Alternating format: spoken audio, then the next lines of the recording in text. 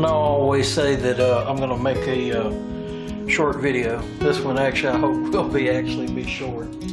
The content won't take long for me to show you, but this is how I buy my springs from Air Rifle headquarters, and I just use an arbor press to pre-compress them and get them to their final length.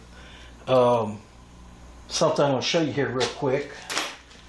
I got different guide rods that I've built to go inside of a spring, and well, that one there fits pretty good. I had a couple of them that were tighter. They can vary as much as see, that one's a little bit snugger right there, but the first one I did, you just about could not get this in, but anyway,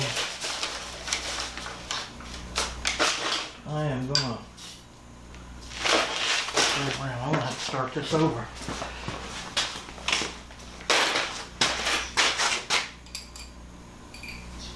Okay, that's one of them right there.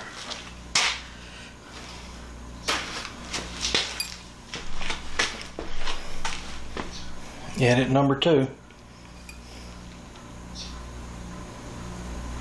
Hi guys, welcome back to the shop. I am going to try and keep this one short. Mainsprings. When I get them, they're not preset, and some people understand this, some people don't. You've been around a while, I guess you will. But when these springs are brand new, they're long.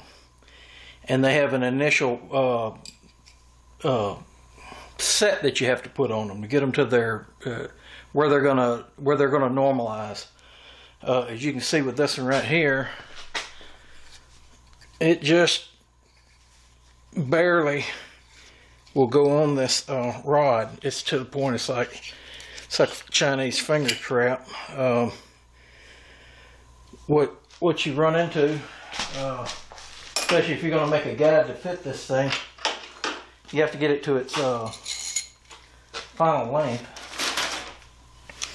Here's a couple of new ones right here. And you can see, I'm going to go ahead and use these exact same 2 springs, so you know. Okay. This is a smaller guide rod. I usually use it to preset like R7 springs.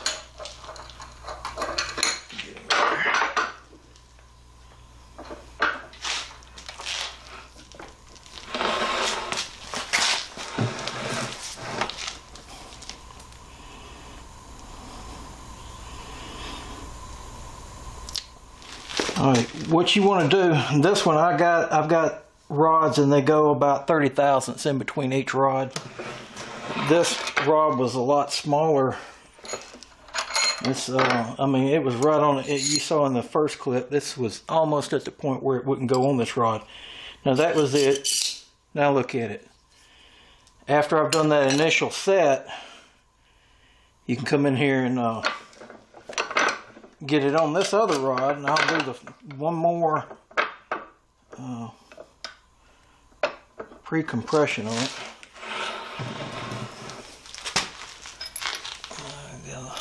I can lock it right there, but I'm just going to hold it for a second. And that's all it takes. It's just a few seconds. Come back up off of it. You remember, I couldn't get this inside the spring on the first one. So if you're going to make some precision fitted guides, that's as this spring compresses and gets shorter. Now here's the 2 springs side by side. You can see, it lost about an 1.5 inches, 1 3/4 in its total length. I hope that comes out on there. A lot of guys will buy a spring. I know I've talked to Jim McCary in the past, and they'll buy springs from him. They'll stick them in the gun, and then after they install the gun and cock it a few times, they take it apart, and they see that it's shorter, and then they'll contact him and say, that spring failed. because it's it's 2 inches shorter than it used to be. That's normal. That's why he offers that service. You see, I just about cannot get this spring on this. Throw it on this one. This is about 30 thousandths smaller. Again, anyway, I've got about 40 of these I got to do, get them all to size, and then I'll start making guides. I typically run all my guides out to match individual springs, because I'm going to show you that here in just a second too.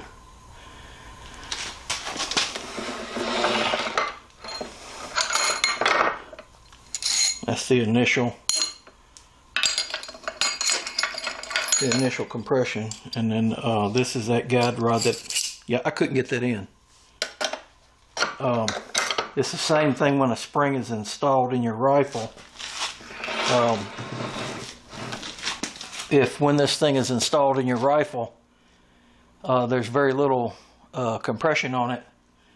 The idea be about what it is right now. You can take a measurement on it, but you have to calculate, when you install a spring into a rifle, you have to calculate how much preload is put on that spring, because as that spring compresses, the ID gets bigger. So if you've got, like, it's fairly common on HW77s, they got such a massive amount of preload. When this spring comes to a, you fire the rifle and everything's come to a rest, the ID is bigger than it is like it's sitting right now uncompressed. So when you make a set of guides to go in, you have to make the guide fit how it's going to be in the gun. In other words, if this spring's got 4 inches of compression on it, 4 inches is uncommon. I'm just using an extreme, but I think in a 97 you probably have a couple of inches that you got to compress. So spring's going to be this length, the ID is going to be bigger. So when you make guides to fit it, they have to be snug on the inside of the spring. And it's like a lot of people, if you don't know, you don't know, but they'll buy kits, and the first thing they do with a kit is start trying to pull the guide out of the back of the spring, and they're like, it's way too tight. It's way too tight. I can't get the guide out. And it's like, why are you trying to take the guide out? And it's a prepackaged kit, but I know it's, I've had guys that I've done work for them, and they would take the rifle apart, and the first thing they do is start, trying to pull the guide out of the spring. And the first thing out of their mouth is, oh, those guides are too tight. And usually they're trying to figure some way to, squeeze a few more feet per second out of it. And, they're trying to take it apart and see if they can loosen things up. Well, you can take, 1.5 thousandths off the OD of a guide from, being press fit and you're setting it up so when it's in the gun under compression that it's got the right tolerance on it. You take it out of the gun, all of a sudden it feels really, really tight because the idea of the spring is shrank down.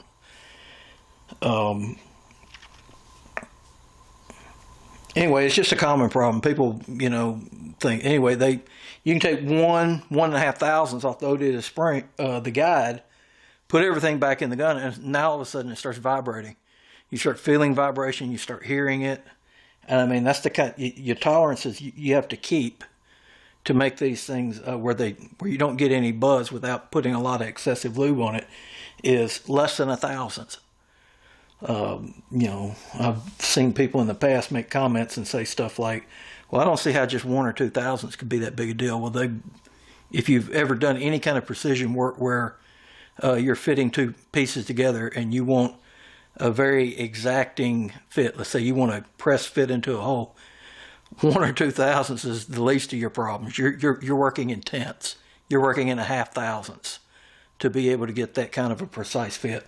1 thousandths is where you need to be. And you also have to calculate, again, like I said, if there's a lot of preload or there's not a lot of preload. Anyway, just a little short video. Hope you learned a little bit about springs. And a little bit about what goes into, making proper fitting parts. Hope it helps.